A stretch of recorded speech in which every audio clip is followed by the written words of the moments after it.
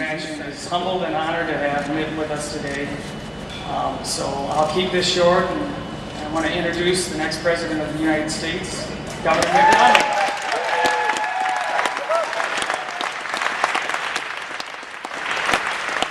Thank you, Matt. Wow. This is quite a setup here. Look at that. There's a cut out of Iowa with a funny guy's name there. I appreciate that. Nice to be on this stage.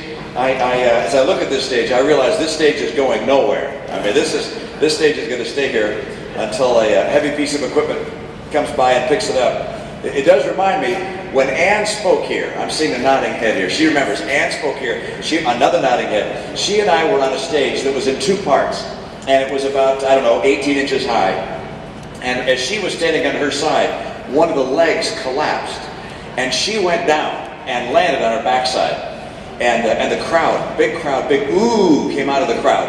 And you were there. You remember well. There were cameras there, but luckily they didn't catch it because people were standing and so they couldn't see her go down. Anyway, she got up. I turned to her and she turned to me and she said, "I fell on Dubuque in Dubuque." So she's pretty good. She's pretty quick. But I miss her today. I'm going to see her tonight in Chicago. But it's good to be here with you today and to say hi to some friends in Dubuque. You guys were helpful for me last time around. I expect you're going to be helpful to me this time as well. Planning out. Thank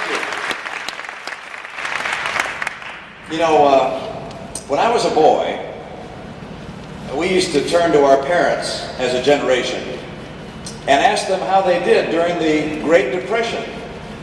And they would express to us what it was like during those times and how they made it through. My guess is 20, 25 years from now, you young guys in the front row here, your kids are going to turn to you and say, "How did you make it through the Obama Great Recession?" They're going to look back on these years as a very troubled time in America.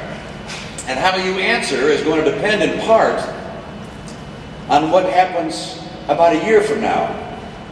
Because about a year from now, you're going to wake up and turn on the TV, and it's going to say one of two things. One, the TV could come on and say, "President Obama has been reelected to a second term." And if that's the case, you know what the next 4 years look like. They'll look like the last 4 years we've just endured, with very high levels of unemployment, with actually chronic unemployment today is worse than it's been at any time, including the period of the Great Depression. And then you have housing values. Housing values are down by about a third nationwide. And if President Obama is reelected, this huge overhang of foreclosures will continue, and you can expect housing values to stay extraordinarily poor. Incomes, median incomes in America during the Obama Great Recession. Median incomes in the last 3 years have declined by 10%. At the same time, people are working hard to put food on the table that's more expensive. Gasoline is more expensive. Healthcare is more expensive. These have been tough times for middle-income Americans. And finally, you'll know what the future looks like from a fiscal standpoint.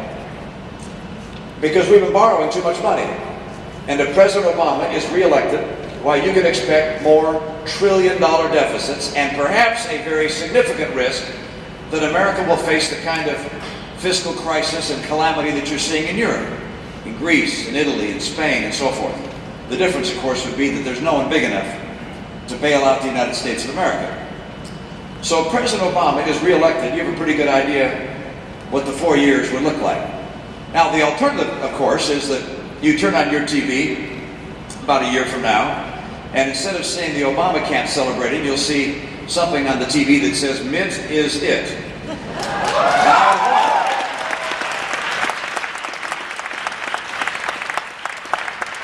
Now that's the scenario I'm looking forward to, because I want to go to work to make America once again the most attractive place in the world, the most prosperous place in the world for middle-income Americans.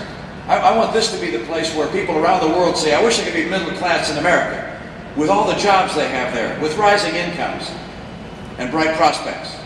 I want Americans once again to know that the future is brighter than the past. I want to make sure that my generation passes on to the next generation an absolute conviction that America is the greatest nation in the history of the earth with a bright future. And so there's some things I'll do differently. Number one, I'll make sure that America is the most attractive place in the world for entrepreneurs, for investors, for business, and for job growth. Because I want America to be a job-creating machine like it has been in the past. I want dollars and investment to come back here and to make America the place that everybody envies when it comes to economic growth and vitality.